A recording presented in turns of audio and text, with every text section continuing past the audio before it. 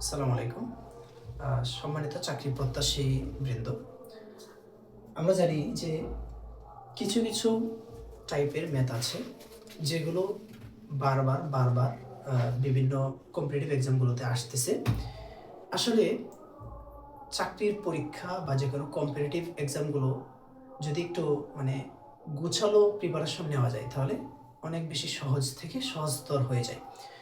যেমন আমরা যদি দেখি বিগত সালের অনেক বেশি প্রশ্ন রিপিট হয়, তো তার মধ্যে অন্যতম কিন্তু মেদ। তো একজন দোকানদার 12% লাভে একটা জিনিস 56 টাকায় কিনলো।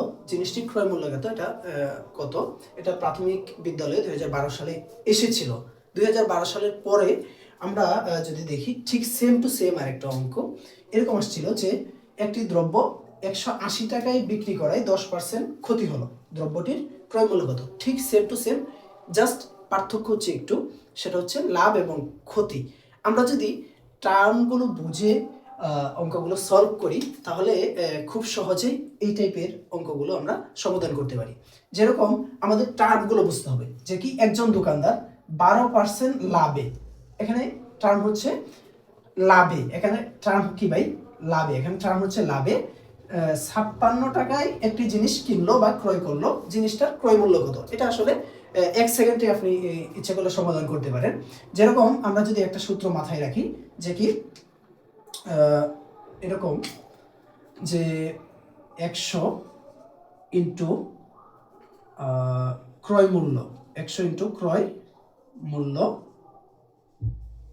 ভাগ 100 মাইনাস এই জায়গায় কি আছে লাভে, তাহলে 100 প্লাস, লাভে হলে প্লাস, আর যদি ক্ষতি হয় তাহলে কি মাইনাস। তাহলে আমরা এখানে কত দিতে পারি 12। বাস, এখন ইচ্ছে করে এটা আপনি 1 সেকেন্ডেই করতে পারেন।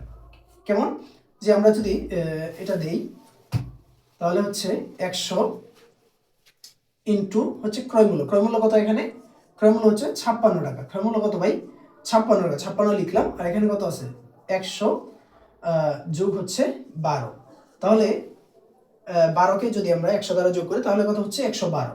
তাহলে আমরা লিখতে পারি, উপরে লিখতে পারি 100 গুণন 56, আর এদিকে হচ্ছে 112, 100 কত 112। এখন যদি 56 দিয়ে আমরা 112কে কাটি তাহলে কত হয় 2, এই 2 দ্বারা যদি আমরা 100 এর কাটি কত হয় 50। তাহলে এটার উত্তর কত, এটার উত্তর হচ্ছে 50। তার পরবর্তীতে আমরা যে বিষয়টা দেখি সেটা হচ্ছে একটি ঠিক সেম টু সেম, ইচ্ছে করলে আপনি এখন নগদ করতে পারেন। একটি দ্রব্য 180 টাকায় বিক্রি করায় কত 10% ক্ষতি হলো ভাই, কি হলো ক্ষতি, ক্ষতি, আর ওটা কি ছিল লাভ। ক্ষতি হলে মাইনাস আর লাভ হলে কি প্লাস, তাহলে দ্রব্যটার ক্রয় মূল্য কত। ঠিক সেম টু সেম এই টার্মের অঙ্কগুলোই পরীক্ষার মধ্যে বেশি আসে। তাহলে এটা যদি আমরা সমাধান করি তাহলে কি করব, ঠিক আগে লিখব 100 গুণন ক্রয় মূল্য, এখানে ক্রয় মূল্য কত 180 টাকা, 180 আমরা লিখব, 180 টাকা লিখলাম, তারপরে কত 100 মাইনাস হচ্ছে ক্ষতি, 100 মাইনাস কত ক্ষতি, সেটা হচ্ছে 10 টাকা, তাহলে 10%, এই যে 10 আমরা ক্ষতি এটা লিখলাম। তাহলে 10 থেকে 100 থেকে যদি আমরা 10 বাদ দিই তাহলে কত হচ্ছে এখানে, এখানে কত পাচ্ছি আমরা 90, এখানে কত পাচ্ছি 90, উপরে যা আছে যদি তা রেখে দেই, গুণন হচ্ছে 180, এই 90কে যদি 180 দ্বারা আমরা ভাগ করি তাহলে কত হচ্ছে 2, এই 2 দ্বারা যদি আমরা 100কে গুণ করি তাহলে কত হচ্ছে 200। ঠিক আছে, এখানে উত্তর কত হবে 200। বাস, এই টাইপের অঙ্কগুলো খুব সহজেই আপনারা এই একটা মাত্র সূত্রের সাহায্যে আনসার করতে পারেন।